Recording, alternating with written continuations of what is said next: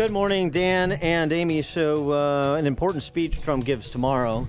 I hope it is more succinct than the one he gave at CPAC. He covered a lot of ground, and it's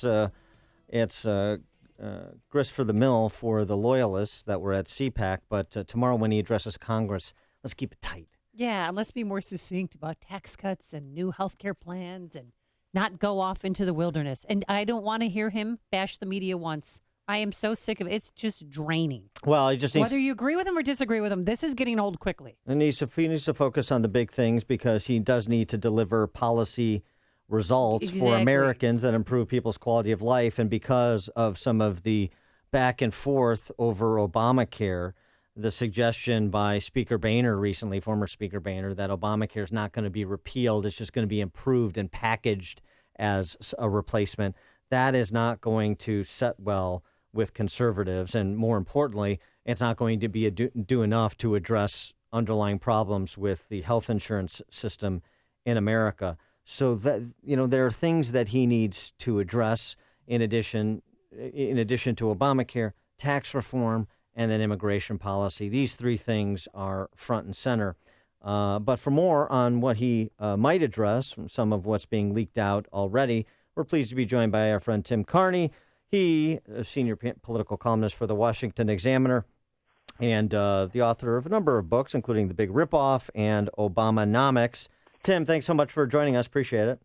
Good morning. Thanks for having me. So one of the things that's suggested Trump is going to announce tomorrow when he addresses Congress is increased spending for the Department of Defense, substantial cuts to certain agencies, including the State Department and EPA.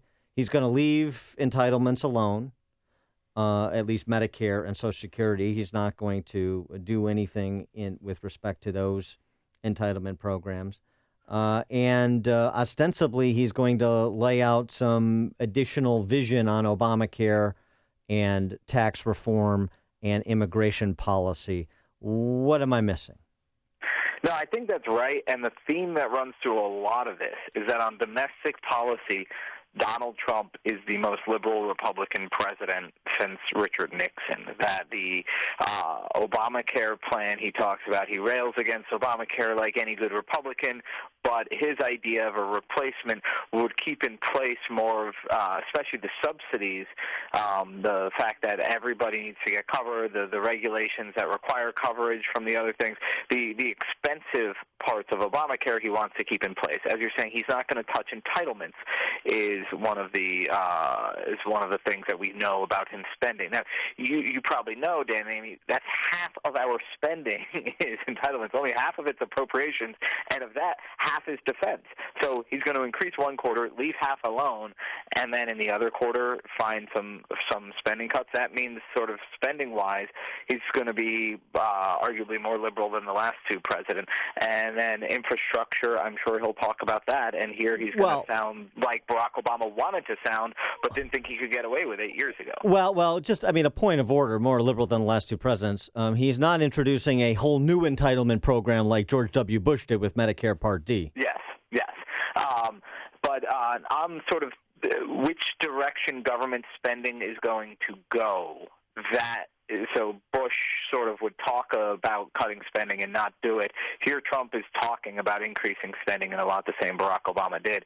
So I think it's going to be a little dizzying for a lot of people who see things through an ideological lens. And where I am in Washington, D.C., that's always how we see it. So the left is more upset about Trump than ever before, but Trump is going to be, in some ways, to the left of Obama and in most ways to the left of George W. Bush. And so I think that's one of the themes that will come out of this is how do the Republicans react? Well, what about tax cuts, though, whether they be corporate tax cuts or, Americans keeping more of the money that they make? He said he was going to have a big rollout. That was 2 weeks ago. And do you think he'll deliver anything substantial tomorrow? It's always hard to know what he's actually going to deliver because Capitol Hill Republicans were surprised recently when people said, Trump actually has his own tax reform plan. They had been given the impression that they got to come up with the plan. So is he consulting with Paul Ryan, with the Finance Committee chairman, with the Ways and Means Committee chairman to say what his plan is, or is this something that's coming out of his own administration? So there are times that we think he's going to bring something up, and he doesn't. At CPAC, he didn't mention Neil Gorsuch or judges at all, and we thought that would sort of be the heart of his appeal to conservatives, and he didn't do it. So this time with tax reform, is he going to have any is he going to say that he has a plan? Is he going to promise again that he has a plan? I don't know. And again, there's lots of ways to do it. He talks about what he calls a border tax, which might be different from what Paul Ryan calls a border tax, which is certainly different than what, say, Senator Mike Lee is proposing as a corporate tax reform. Yeah, right. So, I mean, here's the thing. It seems to me, look, I'm not terribly surprised on the spend side. You're probably not either. He didn't spend a lot of time during the campaign talking about reducing spending or even reducing the size of government. What he really talked about was growth and associated job creation and regulatory relief to aid with the growth and the job creation. And so I'm not, I'm more of a minarchist. I would like to see entitlements addressed and restructured and all those things. But if we get structural tax reform reductions, personal and corporate, as Mnuchin has promised before the August recess, we'll see if Trump agrees with that tomorrow. And if he does hew the line on the executive orders that he's promulgated so far, with the freeze on regulations and 2 regulations go for every 1 new one introduced, if he goes that direction to address the administrative state, which seems to be one of Steve Bannon's priorities too, as he articulated CPAC, then we got something cooking here. No, that's exactly right. One of my criticisms of Trump has long been that he's too much in the same Obamonomics game of picking winners and losers. But if he does sort of a carrier-type deal here and there, but at the same time reduces corporate tax rates, gets rid of carve-outs and loopholes, or changes the way corporations and businesses are taxed in such a way that sort of more levels the playing field, that's the big deal there. The way that tax reform helps the economy is not just by lowering rates. It's by having the tax code stop making companies decide where to put their money based on taxes. If companies are deciding where to put their money based on what's most promising and what's going to be most profitable and what consumers want, well, that's what juices the economy. So in that regard, if Trump does follow through on that and does resist the temptation to sort of play favorites, then he really could juice the economy, and spending going up or down would be a smaller matter, at least in the short term. In the long run, entitlements are going to be a problem. But I think you're right. Regulatory and tax reform are the big deal as far as economic growth. Now, Tim Carney, we know that President Trump is unlike anything we've ever seen. Do you think in his first speech to Congress will decorum hold?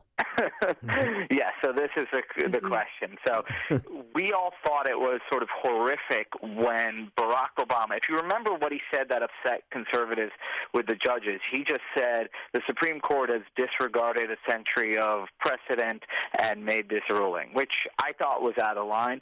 But if you compare that to something Donald Trump says in an average speech, it's really small potatoes.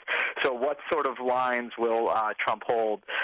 He went after the ruling class in his inaugural address. He said, we're transferring power away from these people up on the stage with me out towards you people.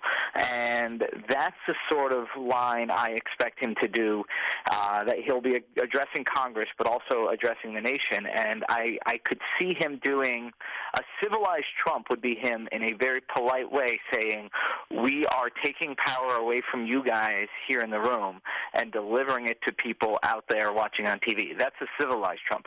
The uncivilized Trump, if he behaves the way he normally does when he speaks, that would really make it more exciting than normal. I'm laying 5-3 odds that Maxine Waters is the Dems' Joe Wilson and screams out "You lie" midway through the speech, or at some point.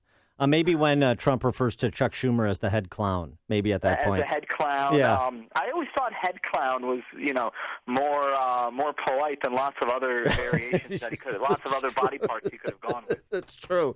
All right. He is Tim Carney, senior political columnist for the Washington Examiner. Tim, thanks as always for joining us. Appreciate it. Thank you. And he joined us on our turnkey.pro answer line.